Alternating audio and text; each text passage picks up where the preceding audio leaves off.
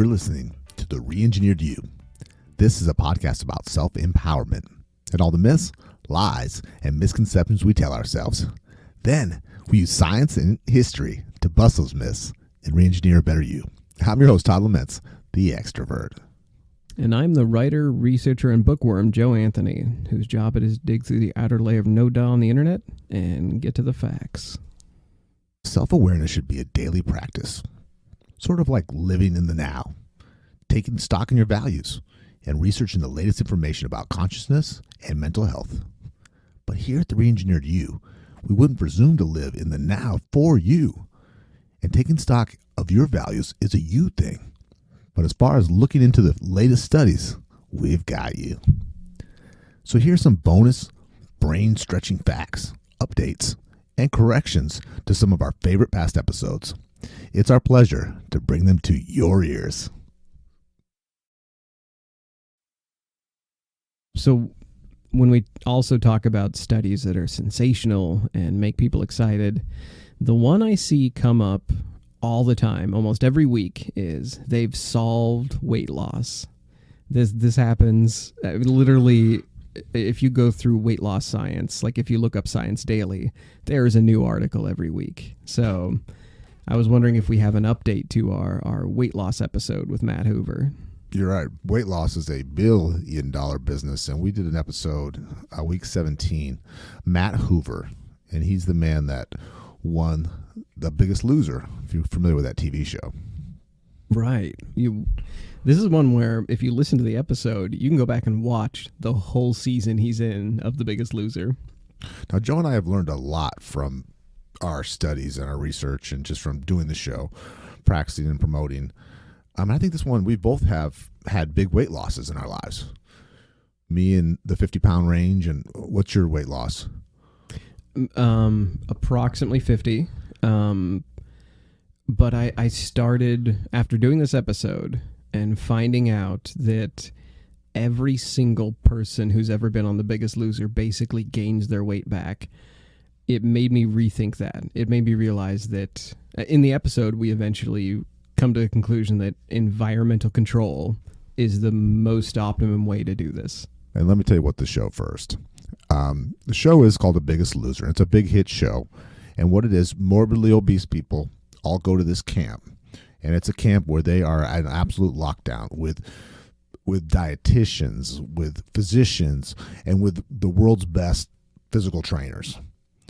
And they have amazing transformations.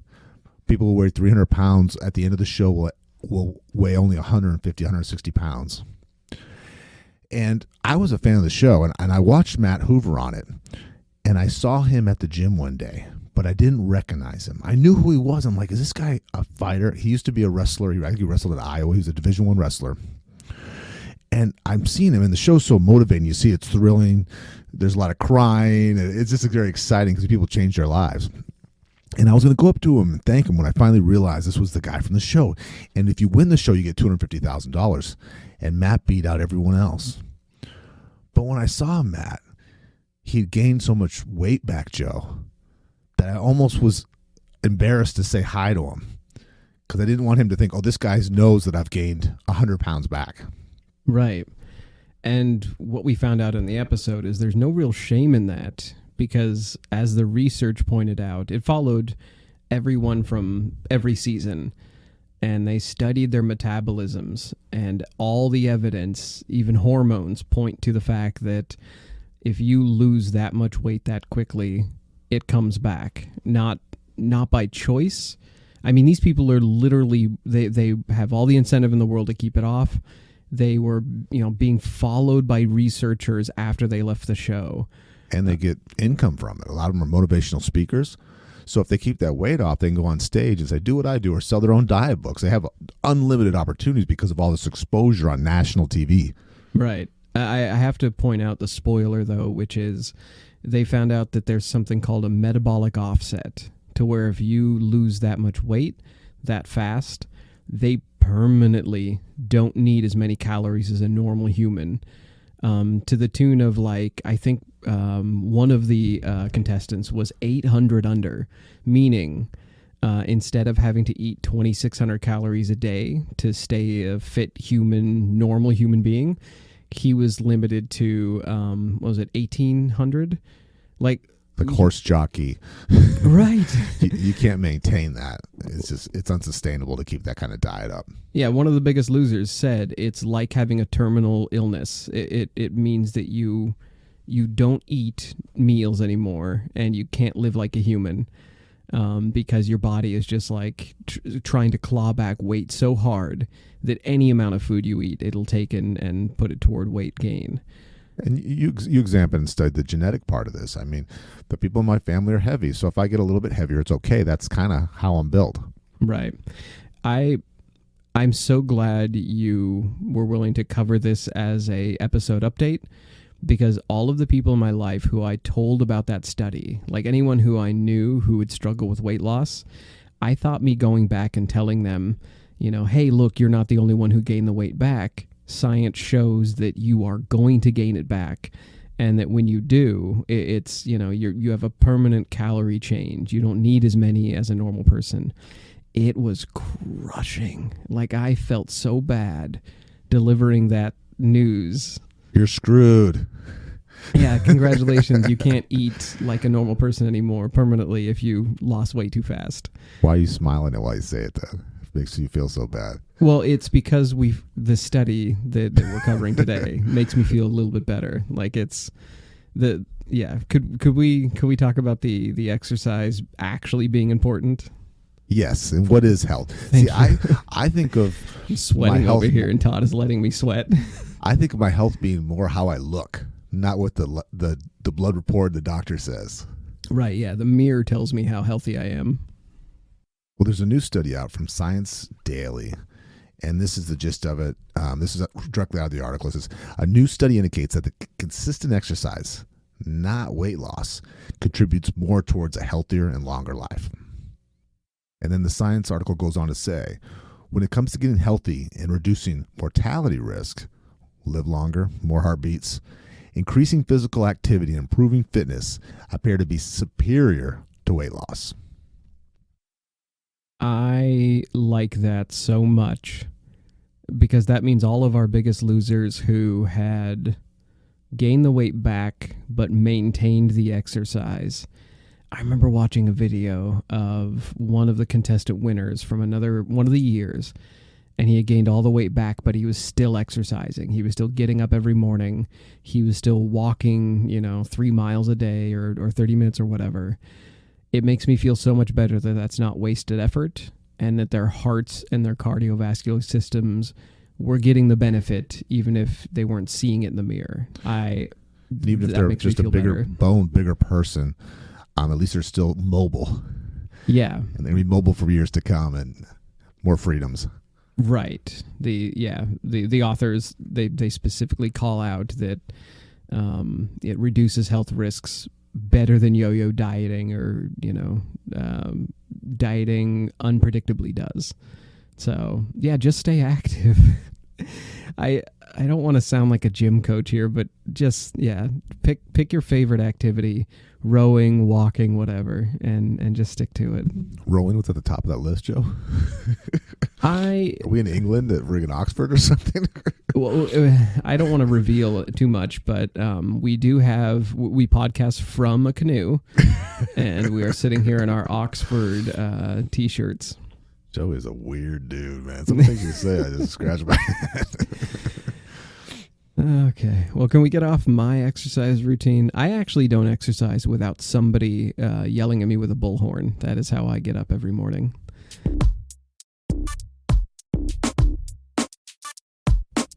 Can we talk about? I think this is.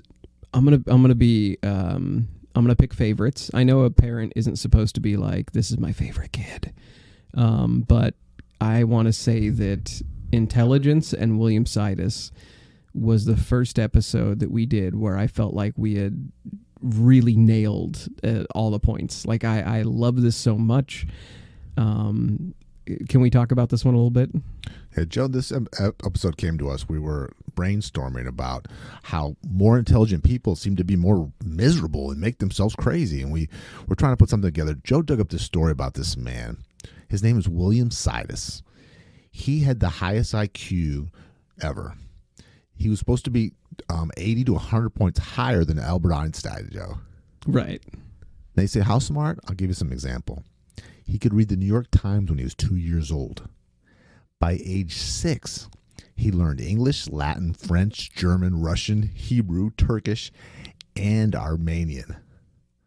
And then at 11, he entered Harvard, one of the youngest students in its history. Harvard at 11, Joe. That is still so incredibly wild to me. So what we don't understand, and we did this in a presentation, we wrote some speeches about this and some training about it. If I was a genius, if my IQ was 100 points higher than Albert Einstein, what could I create? What could I think? What could I see that others couldn't? What hacks would I find? I would think your income would be limitless, but let's say you'd probably make 500-600 times more than you make now. Right. In the episode, we say that, it's going to rain money on you if you're hyper intelligent. You're just going to point. You're going to go company to company and point at people's products and be like, here's how you can improve this, make this better, tweak this, invest in this thing in the stock market. Boom, I'm rich. But that is not how hyperintelligence or intelligence works in general, we found. And what happens? What's the verdict on people who are smarter than everybody else? They make about how much more? We went with Mensa and studies of high IQ individuals and found that your IQ, high IQ, only affects your earning potential throughout your lifetime by about 3%. So that's it. You clip some coupons throughout your life, you will catch up to the hyper intelligent. And you're probably tortured soul because you're surrounded by all these nincompoops, right? Right. That's the other part is William Sidis. I'm not going to spoil too much of the episode. He lived such a lonely, sad, tortured life for that intelligence. Everybody who is sitting at home being like, oh, boo-hoo, hyper-intelligent man, but no, it was so sad. And also in this episode we talked about, and this is the new news that's out on this, Science Daily came up with something, a new article, and what it talks about is what's more valuable than IQ is emotional intelligence. And that emotionally intelligent people, Joe, are more likely to sniff out fake news. Right. Than the super smart people. We have self-help fans and self-help readers who listen to this podcast. They are pumping their fists the moment we start talking about emotional intelligence. But yeah, that's yet one more thing we found in the episode: social conscientiousness, which falls under emotional intelligence. Basically, your awareness of how to hold yourself responsible for other people, how to be emotionally intelligent with others, how to be aware of others.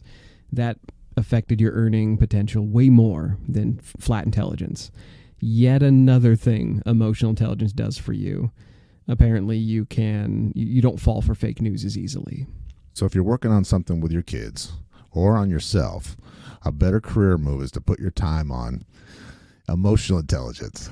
Right. When you watch the news, does this make sense to you? Like the idea that an intelligent person can fall for fake news where an emotionally intelligent person won't? No, you think that the intelligent person would see right through it. Well, so I'm gonna run a hypothetical past you if you're okay with this.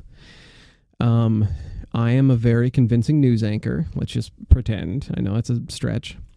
But I tell you that, let's just pick out something crazy. What if I tell you that all deli meat has glass in it?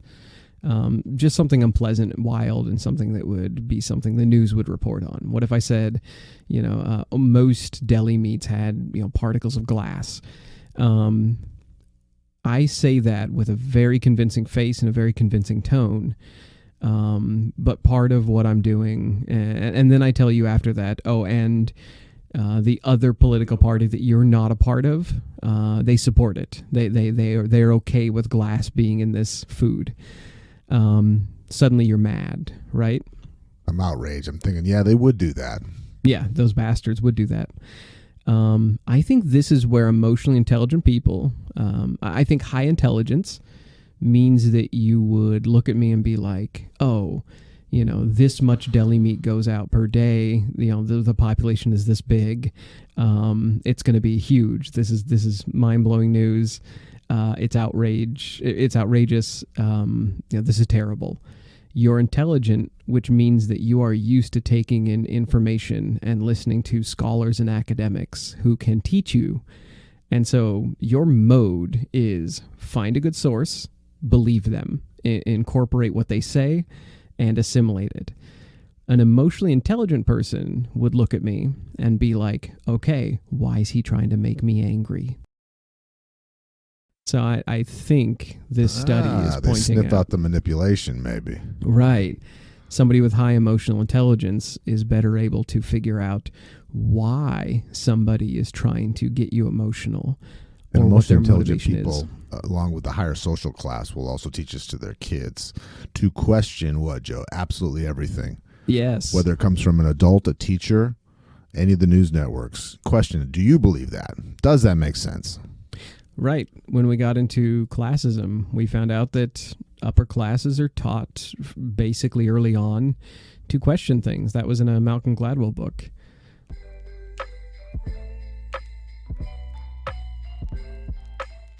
Joe lost some sleep and some hair over our class. Do you remember Anna Delvey, our class episode? Heck yeah. That was one of my absolute favorites. Anna Delvey, just to sort of recap things here and tell everybody about one of my favorite villains. I kind of fell in love with her story. She had a really interesting article come out about her. And it got a lot of attention, and we talk about it in the episode. She was caught grifting, like she was flim-flamming the elite on the East Coast. Like she was presenting herself as a foreign heiress who was like nobility and was 60 million trust fund baby. Yeah, passing out $100 bills. A socialite, yeah. Yeah, she was passing out $100 bills and like convinced people to let her stay in like penthouse hotel, rooms and things like that. Thousands of dollars a night. Yeah. And she was doing it so she could try to build a high class. She was trying to get like a crazy huge loan to open up an art studio. She wanted to make a art studio / club. And she got dangerously close to doing it. She almost had it. The loan was going through basically. And then all by her image and who she surrounded herself with. And yeah, and the grift. She was able to disguise into the upper class, and then she basically got caught, and they found out she was the daughter of a Russian trucker, and that she was just very good at telling, pretending like money doesn't matter. That was her one neat trick, is she pretended like money doesn't mean anything, and that it's all about, socialization. Well, an update on Anna Delvey is she got out of prison. And now Netflix is making a drama starring Julia Gardner. I don't know if you know who she is. She's the woman that's an actress on Ozark. Yeah, I saw that. That was the blonde redneck, yes, the young girl. She's an awesome actor. She was great. Actress. So she's got a fee. She gets, they write a movie about she get money. She's got $320,000, and she's had to divvy that up with the people she's screwed over. Okay. Anna, even though she had to pay some of that into restitutions, the rest of that, she splits it into $100 bills, and she goes and she starts tipping people those hundreds, and she gets back on top. Well, in the Netflix series being produced by Shonda Rhimes, and Shonda Rhimes has done TV shows like Grey's Anatomy and Scandal, so she's big time. I am so looking forward to this show. We ought to have like a what do you call it? An Anna Delvey party. Like we will live stream us watching this and just talk about classism the whole way through.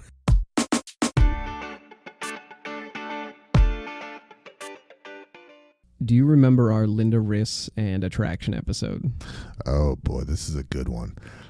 Linda Rice, she was a Brooklyn Liz Taylor. She was this gorgeous young woman. She fell in love with this attorney named Burt Pugash. Yeah, good memory.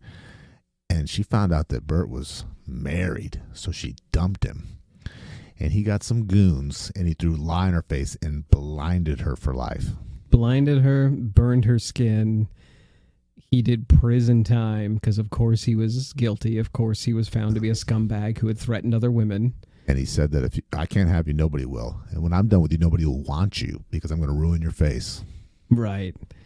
And then once he landed in prison, I won't spoil the episode too much. He started writing her love letters, and she started loving him back. They wrote movies about this book. It's an amazing story. Check it out. She ended up, you going to say it? No, you go ahead. She ended up marrying the man that blinded her. I kid you not. We covered, this is one of our early episodes. This was number 27. It still gets me. It still makes me just spiders crawling up my back kind of creeped out that she would marry him. And the subject of this was attraction. And Joe and I are always curious about why a girl likes him and doesn't like me, or why one person is attracted to another. Right. And we started digging into this. This was just really good research. Yeah. And this falls into very recently we covered another story about a historical miser. And in that story, we happen to talk about how, why doesn't this old creep with a ton of money, why doesn't he just marry a model? Like, aren't there gold diggers out there looking to marry, rich jerks? We found out in that episode that that's a stereotype. That's just Hollywood. It's not common. Yeah, people's attractions actually match up value to value. If you value physical attractiveness, you'll find someone who's attracted to physical stuff. If you value money, you'll find someone who values money. Almost to a 1-to-1, people will meet on what their values are. It's not so much a gold digger and an old rich guy. High earners, great bodies. Exactly. Very spiritual, very academic. Yeah. So this study that came out of, this is by Stephen White of Queensland University of Technology in Brisbane, and this was also published in PLOS ONE.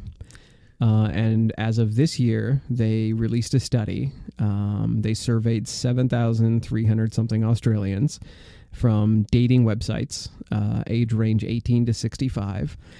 And they were asked to rate the importance of 9 traits in their mates. These traits were age, attractiveness, physical build / features, intelligence, education, and income, and then trust, openness, and emotional connection. What they expected to find was that the whole men are from Mars, women are from Venus BS. They were expecting that men would be all about the body, women would be all about the intelligence or money. What they found out is that, yes, there are some differences. Income was of lower importance than they thought it would be. Women rated age, education, intelligence, income, trust, and emotional connections higher than men. So all the social ones, all of the ones that would indicate somebody's status or power, women rated those 9 to 14 points higher than men. Men assigned higher priority to attractiveness. Big shock, right? However, here's the important part for me. While men placed a higher importance on aesthetics than women, that gap narrowed with age. Meanwhile, younger women who placed a higher value on personality, that came closer to men's personality scores with age. So men and women, we have this, age-old stereotype that we're looking for different things. Men want a hot body, women want a powerful man. It actually is the same. We're looking for the same things in mates. It's just that we're looking for them at different times in our life, according to this study. And quiz, what is the most important, most attractive quality, men or women? I would say, can they name all of the Power Rangers? No, I'm kidding. The number one most attractive thing. Humor. Sense of humor. Sense of humor. We have covered multiple studies, Todd and I, talking about how humor is a hack. We have a couple of episodes where we discuss that being funny is a social trick. It indicates that you're intelligent, you're self-aware, and that you understand your audience. You have good theory of mind. And I go as far as to say is it'll work longer in your life than being gorgeous will. It absolutely will. Because as looks go, your sense of humor can get better. Exactly. You can hone that sense of humor. You can't hone looks over the years. If you don't mind me asking a personal question, how have things changed for you in what you look for in mates over the years? Like, have your tastes changed? They have. I went from less lust and less status, as opposed to now I look for values and partnerships. Right. How I feel when I'm with somebody. How about you? I would say the same. I was reading about a college course. I forget the college, but it was like Marriage 101. And they were talking about how, most colleges don't teach a marriage course, or if they do, it's almost like home ec. They're like, here's a bag of flour to carry around for a week. Pretend it's a baby. But one of the things they talk about in it is they're like, the most shocking thing students learn is, sure, opposites can attract, but if your values don't match up, you won't see the world the same. It is shocking how different we can perceive things. If I come home and I'm like, oh my God, it's great news. They came out with an amazing study today. It'll change how the way you think. And if my partner is like, studies don't matter. The only thing that matters is watching the news and, reacting to politics on Facebook, we're not going to have anything to talk about, really.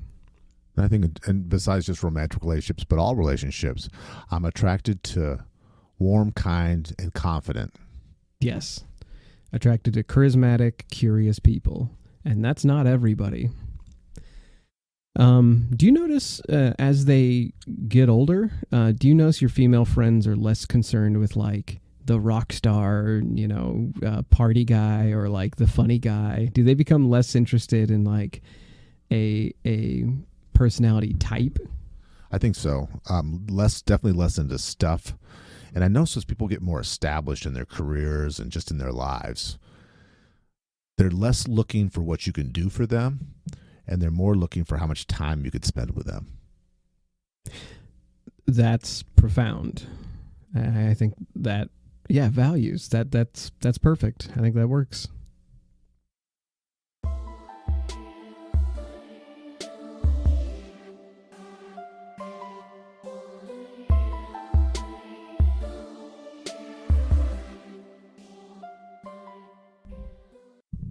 Do you remember the episode where we talked about the dude that built grizzly bear armor? Oh, yeah. That crazy Canadian inventor, Troy. Yes. This guy's freaking nutso. When I first saw his armor, like in on TV, Troy Hurtubise, I didn't think that it took so much ingenuity. I was just like, oh, that looks like it's made out of duct tape and car parts. But my God. How this episode was born was we're talking about to get anything in life, especially creative things, you have to get crazy. You have to get obsessed. Yes. Todd and I both suffer from a pretty high degree of obsession whenever we start like a passion project. And we were like, well, you need obsession, right? To get really into something enough to carry you through. Yeah, a medical student to become a physician, they don't just, let's see how it goes to get through the medical school. Right. They're all in. It's all consuming. Yeah, they let themselves get carried away by their passion. And we presented the entire episode as a positive thing. Like, it doesn't matter what your obsession is as long as you have it and you can channel it. You can load the gun and aim it at something. And that's kind of how we looked at obsession. I found a really neat study that crosses cultural boundaries with obsession, if you'd like to hear about it. Please. Okay, so this is an update to episode 30. Emphasis on the obsession part. By the way, I did look into Troy Herbee's spoiler to the end of our episode. He's deceased. But if you want a update on grizzly bears, the grizzly bear attacks are up slightly this year. But I'm gonna move past that. The real news is that comes out of the Department of Psychology at Stanford and the Proceedings of the National Academy of Sciences. They looked at 3 large-scale data sets looking at adolescents from 59 societies from across the globe. So when we look at obsession, we usually look at, passion, obsession, and like obsessive compulsiveness in our culture. We look at Americans and we're like, how obsessed are we with the thing we get into? This took a cultural variation in relationships between passion and achievement. So it's exactly what we are trying to find in episode 30. It's, does your obsession lead to achievement, money, awards, whatever achievement looks like for you? In this study, they found that in individualistic societies, like Americans, passion better predicts achievement. So if we hold up the individual, like we obsess over entrepreneurs. We say Steve Jobs made Apple, or, Thomas Edison made electricity. Out of his garage with just working himself to the bone, right? Right. Bootstrapping. We love Nikola Tesla, we love Elon Musk saying, he worked 80 to 100 hours a week to invent. We are crazy about that. This study found that, yes, in individualistic societies, passion is a predictor for achievement, but in collectivistic societies, like, say, China, passion still positively predicts achievement, but it is less powerful of a predictor. There, parents' support predicts achievement just as much as passion. That is so wild to me to learn. Like, that means that if you do not grow up with the one man, invents his way to the American dream, if you don't grow up with that narrative, if the narrative you grow up with is a team makes it work, a society makes it work, we're ants in a colony, we all come together to build. If you grow up with that, having, passionate parents who are passionate about you and support you, that is equal to you having passion as a predictor. So this also is that makes why me, this country has had more than its share of over-the-top, world-changing inventions? We are going to have an entire episode about why America is the hotbed of invention, but yes, because they have role models. I actually think that the way patents work and the way individual invention and the laws around it, I think they're built to support the individual entrepreneur and inventor. I think it is strictly about our economy and our laws that attracts inventors and rewards them. Measure of success. Exactly. So I'm gonna answer that the reason why America has had a glut of inventors is actually because we have we reward that specifically. And then if you are in the other culture, your parents are going to beat that down and say, you just continue to be a computer programmer. You can continue to become a medical student. Well, hopefully they, in other cultures, if you have wise, supportive parents, they see what you like to do, and then they will support you. And their support means just as much as your passion for that thing. So like your success as a violin player, your tiger mom who glues the violin to your hands, that might be as much of a predictor as your passion for that violin. Tiger Woods' mom. Tiger Woods' mom, yeah. Joe's not a big sports guy. No. Oh, I was referencing the book Tiger Mom, but okay, I thought you were Tiger talking about Woods. Tiger Woods. There's a joke that Tiger Woods' dad used to glue the club. Yeah. I tried to play golf with Joe once, and he thought it was a club. Yeah, tried to knock me out with it. He's a caveman.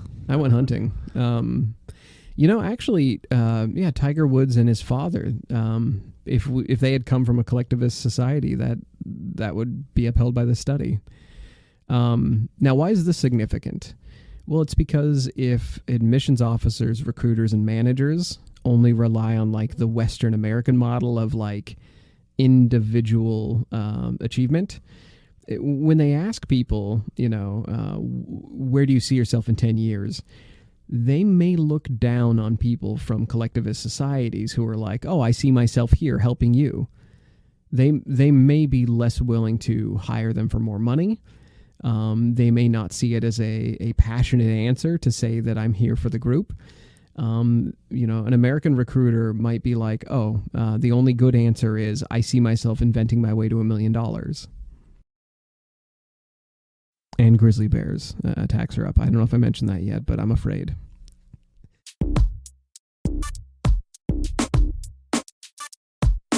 The episode we did after that, do you want to talk about breakthroughs in meanness? Yes, this episode we did this off of French Telecom and Didier Lombard. And what it is Joe and I were talking about in work and in life, the difference between being tough and being mean. And what I like to always think about is I was a step parent for many years. And with step kids and you're a stepfather, you walk this line, Joe. If you're too soft and too weak, kids don't respect you and they walk all over you. Right. But if you get too strict and push that line and go to mean, the mom will kill you. So in life, we want to be tough. We want to teach ourselves to be tough. We want to teach others to be tough. But when do we cross that line and become mean and become jerks? Right. And in that episode, we discovered that psychology has a pretty well-defined line for that. It's when you are using power for the sake of using power. That's when you're being mean. You're not actually being productively tough. So in that episode, we also talked about France Telecom, a French company whose CEO mandated that their managers be as mean as possible to make people quit. Yeah, this French Telecom scandal was, these were government-protected employees, so they couldn't be fired. So France Telecom, they had to make some cuts. So they leaned on their managers and made everyone so uncomfortable by moving engineers to sales and moving construction guys, men and women, to desk jobs.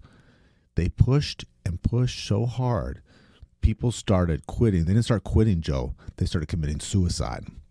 And Lobar knew this would happen. He said he would get them to leave by the door or by the window, which is chilling and supervillain. I've kind of looked into this episode from time to time just to see how the case was going, the court case, and also, what news there was about meanness and bullying and what have we found. And this year, a really fascinating study came out talking about organic bullying in school. Now, when I think of a bully in school, I have the wrong conception, according to the University of California, Davis. I used to think that bullying and harassment in school came from the bully has a crappy home life. The stereotype from movies is you always go back and find out that the bully is being bullied at home, that like a father's beating him up, or he has older brothers who are, terrorizing him. So it's lashing out. The narrative makes sense. Yeah, and then he comes to school and he takes that out on other kids. Or another one that I was literally told as a kid is that if you get bullied, that bully is afraid. They have low self-esteem, and they are bolstering their self-esteem by punching you. Again, feel sorry for them. Yeah, feel sorry for them, humanize them. They're coming from a place of vulnerability. They're being bullied. You don't know what their home life looks like, yada, yada, yada. This study, which I find very accurate to my life, like I read this and I'm like, oh my God, this makes sense. Bullying isn't from vulnerability. It's not that a bully has low self-esteem. According to the study, bullying more often occurs when someone is climbing social hierarchy. Ah. So for this study, they studied 3,000 8th, 9th, and 10th graders in North Carolina over the course of a year. And the authors found out that friends in the fall were more than 3 times as likely to bully or victimize each other in the spring that same school year. So like the frenemy effect. So they're trying to move to the social class and be the top of the tier of that grade. Exactly. Or of that friend group or of that sports team or band instrument. Yep. So that makes sense for why bullying usually happens between friends. That makes sense why bullying happens when somebody is trying to get more popular and the people around him don't like it. I'm going to quote the article here. Quote, Wait. So then they gather information to use it like it's a process that they're doing. They don't even know they're doing. Yeah. If you have a teen at home and they come home and they're like, I'm being bullied, and they're crying, and you're like, who was it? Was it that big bastard at school who was, was it the mean person? And your kid says, no, it was my friend. This is not a fluke. This is more likely than having just a school bully do it. From the article, quote, teens who bully, harass, or otherwise victimize their peers are not always lashing out in reaction to psychological problems or unhealthy home environments, but are often using aggression strategically to climb their school's social hierarchy. These findings point to the reason why most anti-bullying programs don't work and suggest possible strategies for the future. Now, in my school life, when I was young, I saw this two ways. I saw a young kid who joined the school year a little bit late, was part of my friend group, and started bullying the rest of us so he could be more popular. We were the nerds. I don't know if you know this about me, but I suspected. I spent more time in the library than track and field by far. And I got bullied by somebody who was trying to show that he was above us. And then later, I found out I was kind of a bully. I was being aggressive towards somebody, and I stopped and I learned from it. But I've seen it from both sides, and it is exactly what this article is talking about. It was always about social hierarchy amongst my friend group. And it hurts. It's hurtful. Right. So the reason why this changes the game for bullying just across the board, that means that bullies aren't targeting wallflowers. They're not targeting the weak, the quiet. They're targeting their friends. So if your very quiet drama club kid got bullied, it's because a very quiet drama club kid from their own group probably picked on them. And this might carry into work too, and dating and social group sports. Oh, absolutely. Well, think at work.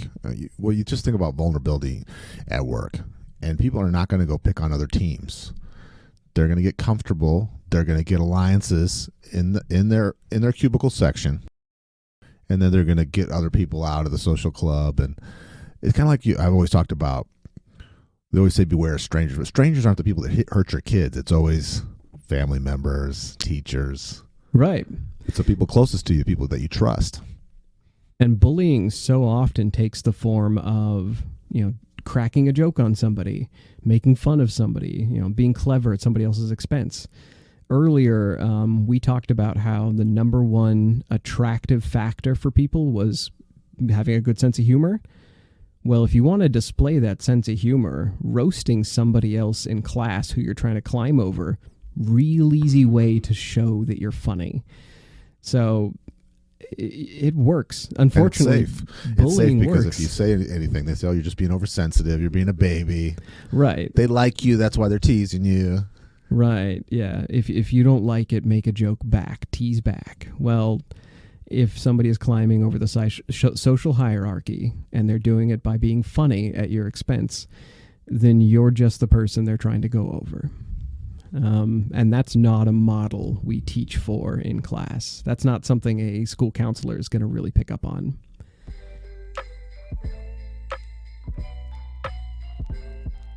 Cracking a joke on somebody, trying to climb the social hierarchy, this leads us pretty easily into our first impressions episode.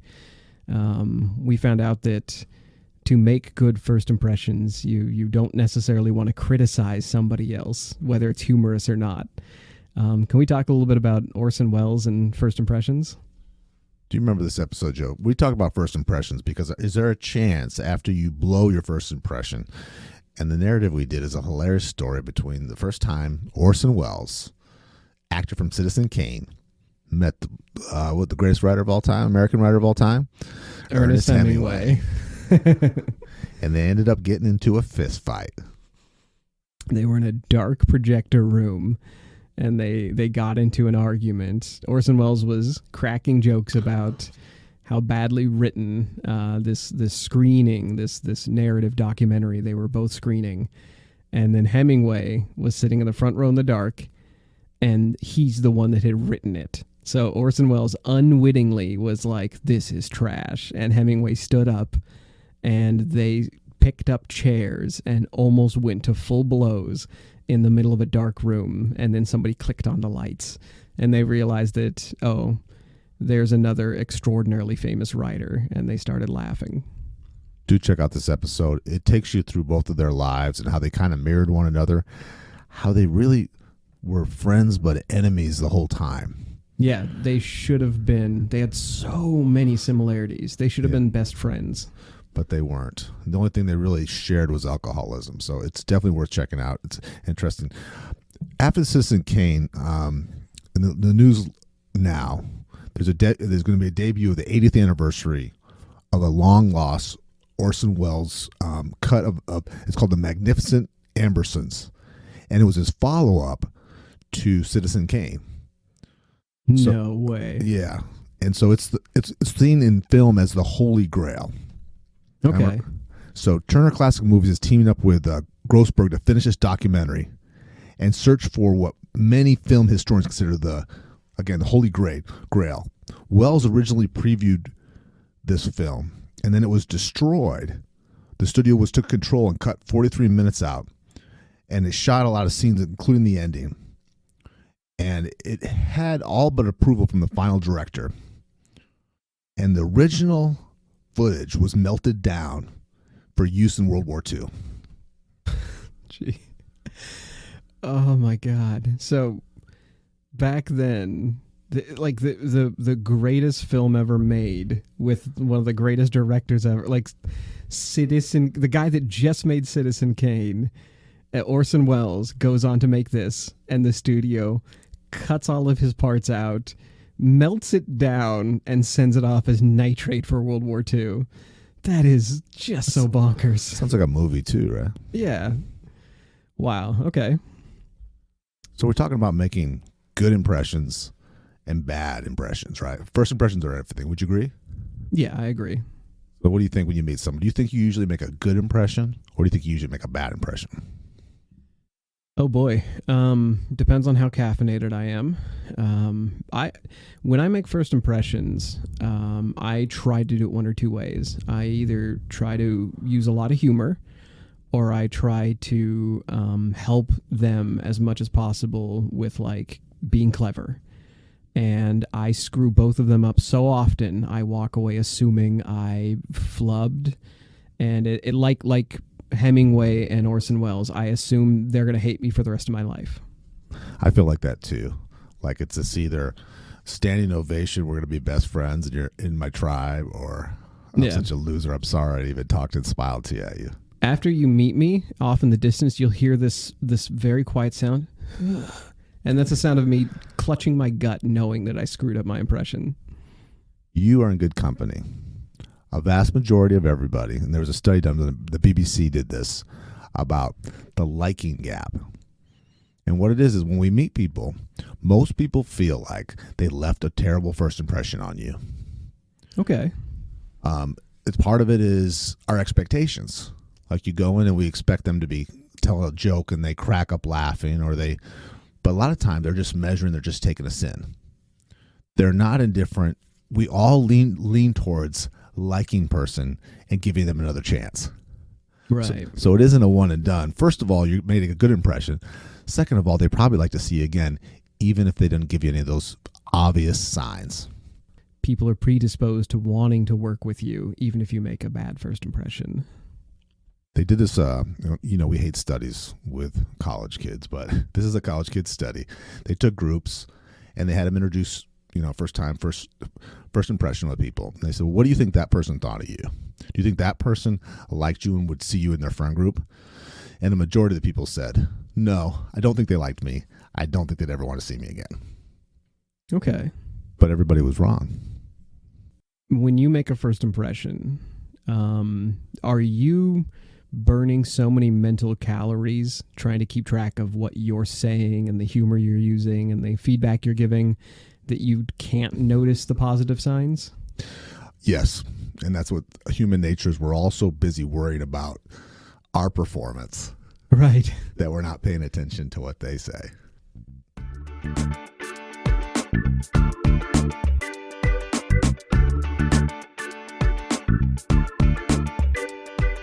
You've been listening to The Re-Engineered You. Thank you so much for listening to the show. You mean the world to us. You can connect with us at www.re-engineeredyou.com. That's where we have research links, show notes, and blog articles for each of our episodes. We also appreciate feedback, and we love spirited debates. We have a new episode every week. We're not experts in anything, but we've got an opinion on everything.